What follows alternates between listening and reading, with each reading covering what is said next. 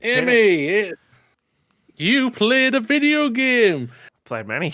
You have, but you played a video game called In Sound Mind. And it's time for you, as it's a new thing now, ladies and gentlemen, and everyone, for the podcast, as Amy and me have not discussed with you at all. I'll let you know what we're doing.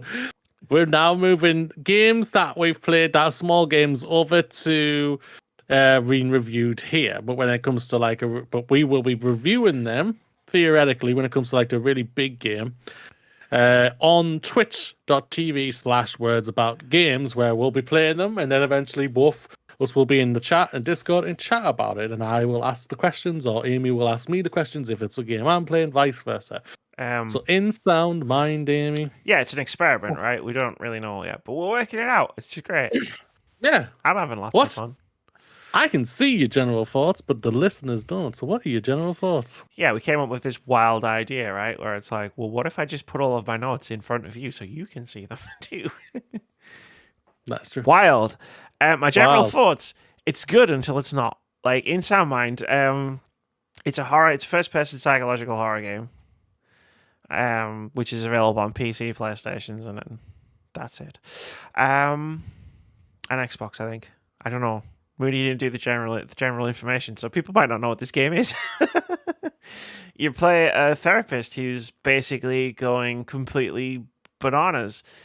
And you wander around an apartment building, and the doors have like sometimes leads to like other people's apartments who don't even live in the apartment building, and then you find tapes and you play the tapes, and then you go to these levels, and then you get hunted by like ghosts or like general entities. And it's pretty wild. There's a cat, and the cat talks, and then you can pet the cat, but then the cat gets annoyed if you pet it too much, and you can't pet it anymore. And that's the general information for In Sound Mind. Don't look it up on Steam. That's exactly what the start page says. The platforms are Nintendo Switch, the Xboxes. Switch, yeah. Oh, okay. The Xboxes and PlayStation 5. I was right. It did come out on Xbox. Yeah. And PC. So my general thoughts on this first-person psychological horror game is it was good for a while, then it wasn't. Yeah. Story. What is the story? How was it? Sorry, you're just gonna like. Is this like some kind of like Japanese game show? You're just gonna scream the titles at me. Yeah. So yeah, the story So you start off with this introductory thing where you like where you're wandering around, and then like each level after that, so that's like a hub, and then each level focuses on like one ghost, air quotes, which is like focuses on one character, which was a patient of the main character. And they feel a lot like short stories. Like you go in and you play it, and it's like an hour to an hour and a half in a level. Like the first level was in like a big American like Walmart type deal, and then the second level there was like a lighthouse, and you're on a beach going up towards the lighthouse. And they feel like short stories that then play into the wider narrative. And the story's fine. Like I only played like 4 hours. I streamed it on Twitch, and by the time I got to the end of those 4 hours, I was like, cool, I've done enough. I'm out. I've seen enough. But like the stories for what was there, like they're generally focused on the characters themselves. So there's like the two levels I played, one focused on each character. They're really good at sort of evoking like empathy. Like you feel bad for these characters because bad stuff happened to them, even though they're trying to kill you, like throughout the entire level. Successfully a lot, as Moody can attest. He watched me stream it, but like you feel bad for them. Like the end of like the first level, like was quite like I felt things where I was like, oh, that's sad. Oh. I mean, you have tried to kill me a lot, but still, Gameplay. Yeah. I've got a lot of notes. Like, Look at your goddamn notes. You just thrown one word at me. All right, so like, there's gameplay in it. Yes, really, yes, there is gameplay. um, Remember, I'm timing you here. I don't give a shit if you time with me. Like, you're supposed to be asking me questions. I am. Gameplay. World. Gameplay. Yes, Sound. correct. It is a game, and you play it. Yeah, it's the first person horror game, right? If you've played one before, you'll be intimately familiar with how this works. There's combat in it. You find a gun pretty early on. And there are enemies, like these weird, like, shadow creatures that probably have something to do with the main character. I don't know, because I didn't find out, because I didn't play the first 4 hours, but, like, the combat's really not great, and doesn't feel like it adds anything to the game. Like, if it wasn't there, I'd be fine with it. Like, if each level was just, like, one major enemy, right? Which is like the ghost that's hunting you in the supermarket. Like that would probably have been I'd even say that would have been better. Like, you saw me playing the gameplay. The gun's pretty shit. The like the gunplay was not great. So Yeah, it came across very stiff to what I could see. yeah, it was pretty stiff, and I feel like I still felt unnerved even without the threat of the monsters like jumping out on me, right? Where it was like I got frustrated fighting the monsters, but then at other points where I was feeling like tense or nervous or like, ooh, this is spoopy. Like, it had nothing to do, never had anything to do with the monsters trying to kill me. Like, for example, like with the mannequins in the first level, where it was like, you see mannequins and you're like, oh, mannequins in a horror game. Bad. But it turns out, no, actually, like, this is a really clever game, and like the mannequins start helping you, and like you kind of become friends with them. Like, there's that one guy who was like, go up there, and then he like, I'll give you a boost, and then he gives you a boost, and you go through and you do the puzzle, and then if you turn around, he's like, bye.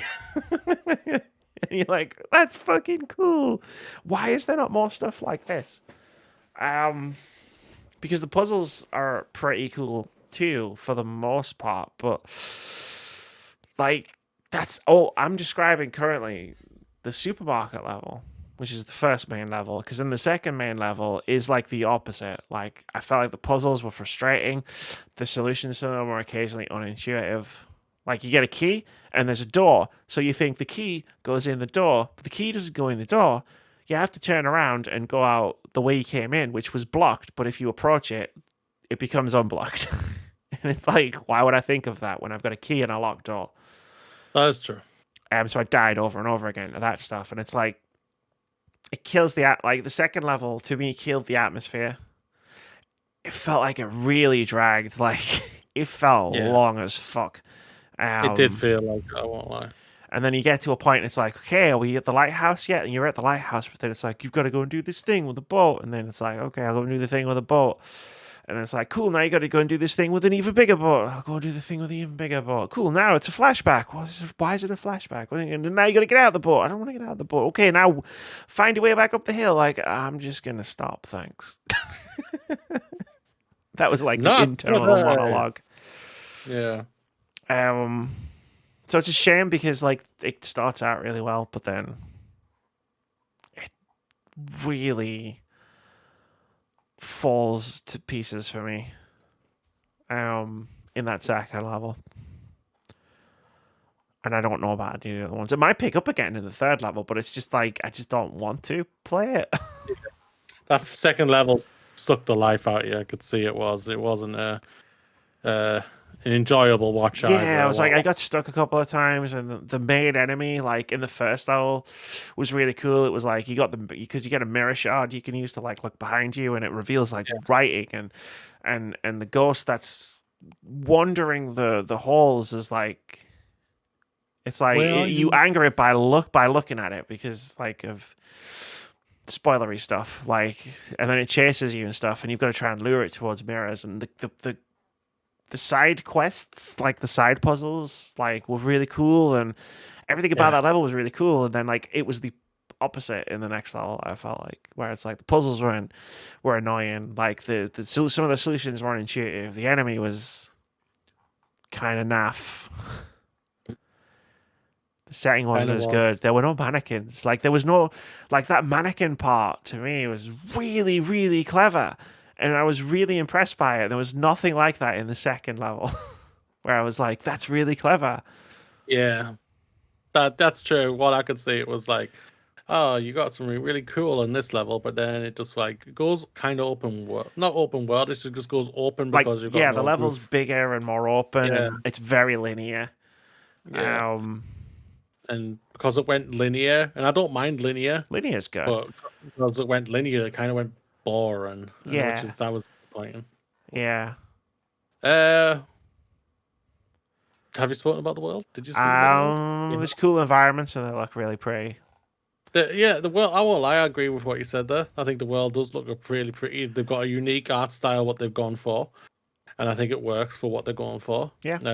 Really, some really interesting atmosphere, especially in that first level. The The atmosphere in that atmosphere first was level, I amazing in think, the is first very, level. yeah, Like, you feel it, like, because you have to do the walk up to it in the weird place. Like, they have that cool thing where it's like you're listening to tapes as you're going along, and then if you look in there's a giant tape in the background, and yeah, it plays when it's playing and it stops when it stops. And I was like, that was kind of a cool touch. But like, as soon as you walk into the Homer Mart, I think it's called, it's just like, oh shit.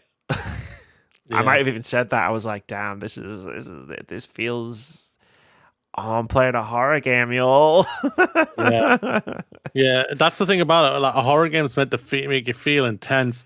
The second level didn't make you feel like it just got angered you. No, It upset I was you. just getting frustrated with it. It Yeah, was like angered, trying to figure frustrated. out like the light puzzle, and it's just like, well, where the fuck is it? And it's like you looked it up eventually, and you were like, you have to go over here. And I went over there, but the problem is because I'm like running around panicking, like, and like the mechanic of that enemy is it sucks you into the ground. So I was like, it's like didn't see the path.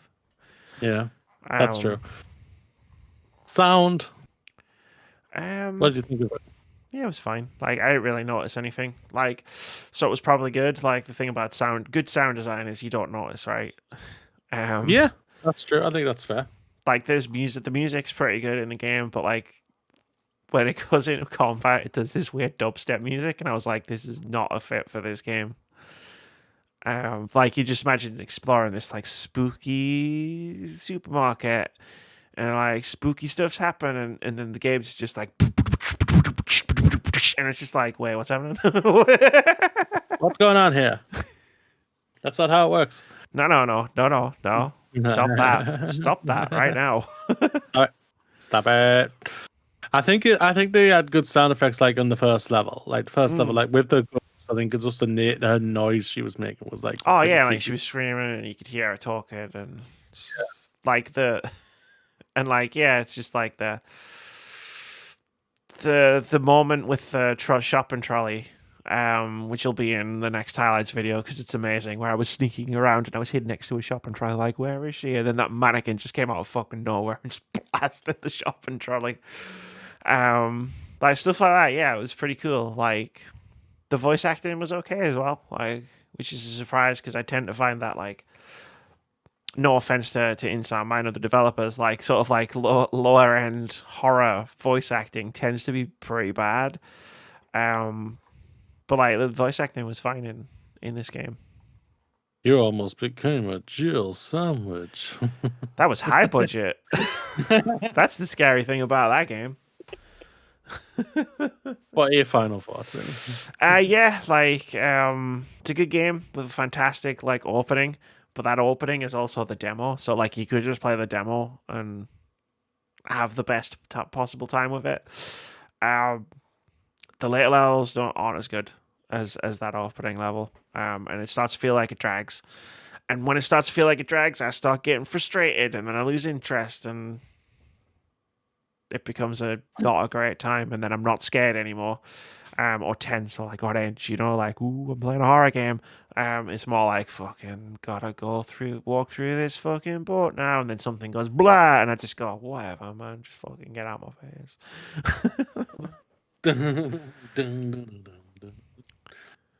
Well, that is it for the review of In Sound Mind. Let us know what you think of the game. Do you agree with Amy? Do you not agree with Amy? Or are you somewhere in the middle? Let us know in the comments down below. This is hopefully going to be a recurring thing. I think so. But like I say, go check out for gameplay to see us to play games, twitch.tv/words about games. All of that Yeah, all of That'd that'll be be in the fantastic. intro. I'm making an intro. It's like the problem is we're just experimenting and trying stuff out right now. So